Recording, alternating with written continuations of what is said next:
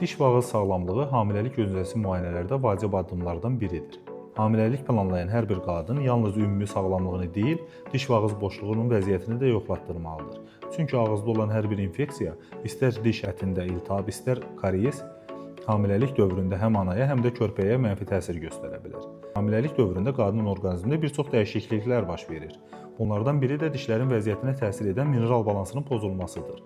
Bu dövrdə bədəndə kalsiuma olan tələbat artır. Çünki dölün sümük və dişlərinin formalaşması üçün kalsium ananın ehtiyatlarından istifadə edilərək təmin edilir.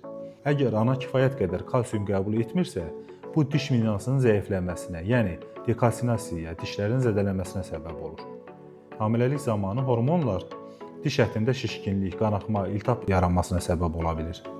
Əgər bu problemlər hamiləlikdən əvvəl mövcuddursa, müalicə olunmazsa, hamiləlik dövründə vəziyyət daha da pisləşə bilər. Buna görə də stomatoloqa müraciət edib bütün kariesləri, dişləri bərpa etdirmək, diş daşlarını təmizlətdirmək, ümumi ağız gigiyenasını bərpa etmək çox vacibdir. Əgər hamiləlik dövründə dişlə bağlı problem yaranarsa, qorxmağa ehtiyac yoxdur.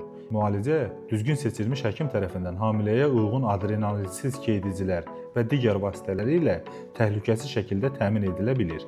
Amma ən idealı bütün bu problemləri hamiləlikdən öncə aradan qaldırmaqdır.